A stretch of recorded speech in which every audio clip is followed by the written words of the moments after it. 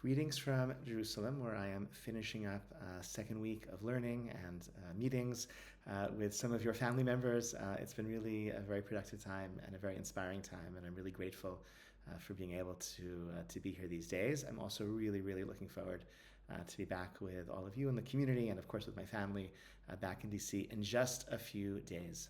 Parashat Yitro is perhaps most famous for the Aseret HaDibrot, the so-called Ten Commandments, and one of the reasons why I always try to translate in English as the so-called Ten Commandments, because if you count mitzvot, there aren't necessarily 10.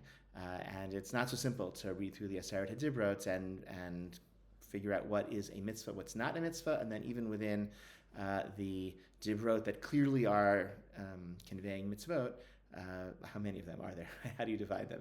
But the opening, Anochi Hashem Elokecha, I am the Lord your God who took you out of Egypt, is subject to a dispute amongst the Rishonim, amongst the early commentaries, whether or not this counts as a mitzvah or not. Rambam, Maimonides, famously says this is a mitzvah, and this is the mitzvah to know, to really engage in working through the philosophical proofs for the existence of God and to cultivate that knowledge within us. That is a positive mitzvah in the Torah, and Anochi Hashem Elokecha, I am the Lord your God, is the Torah's declaration that it's incumbent upon us to know, to understand the proofs that God exists. Ramban says similarly, although he doesn't use the philosophical language that Maimonides does about knowing as a kind of, in the sense of philosophical proofs, he just speaks about a mitzvah to cultivate a belief in the existence of God. The other end of the spectrum, you have Chasdai Kreskas, who's a really interesting late medieval Jewish philosopher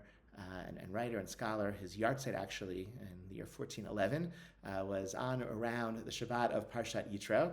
And he says you can't count Anochi Hashem Elokecha, I am Lord your God, as a mitzvah, because mitzvah, a commandment, implies a mitzuveh, a commander. And therefore, it's sort of circular. How can you be commanded to believe in a commander, since if you don't believe in the commander, then who is commanding you? And so the whole thing is circular. It makes no sense. Okay, only if you believe in a commander can there even be a concept of mitzvah, and only in that concept of mitzvah then can we figure out what is and what isn't a mitzvah.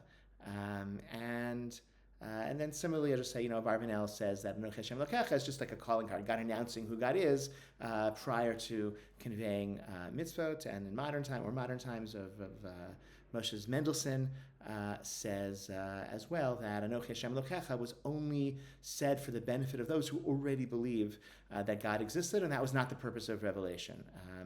Not belief in God and knowledge of God is something that can come from philosophical contemplation, but that's not what Revelation is about. Revelation was about conveying law and mitzvot, right? Commandments, not faith or philosophical truth. So Kreskas especially, who points out the circular nature of a commandment to believe that there is a commander, I find really endlessly fascinating on a philosophical level, and really also on a Jewish communal level, because he says that there's he acknowledges and notes and articulates the ways in which there's a system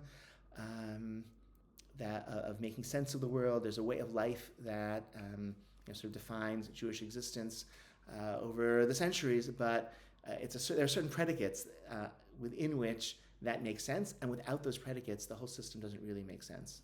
And I think that's true. I think it's sort of worth contemplating what are the predicates, what are the buy-ins that we've at least preliminarily accepted upon ourselves, so that we enter into the system that can then make meaning of our lives in all sorts of ways. And what does that say about somebody who just doesn't share those premises?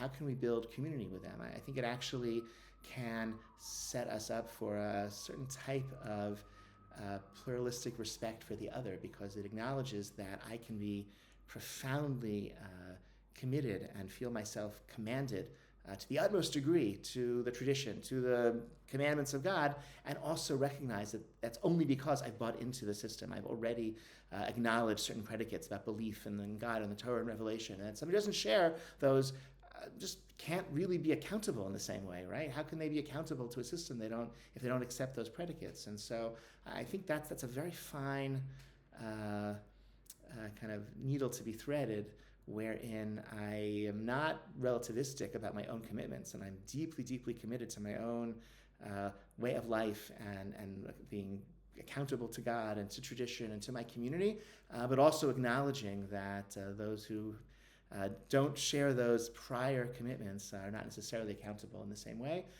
So they're not necessarily wicked sinners and people who are only on this earth to tempt me, but they can be partners in community and in various ways, because I understand that their differences in practice and is not out of wickedness or rebellion, but just because they haven't bought into a set of predicates that I bought into that makes the whole system make sense. So there's a lot more to think about, and I find this always, again, endlessly fascinating when Parashat Yitro comes around. Look forward to talking about this or anything else with all of you in just a few days when I'm back home with you all. Shabbat Shalom.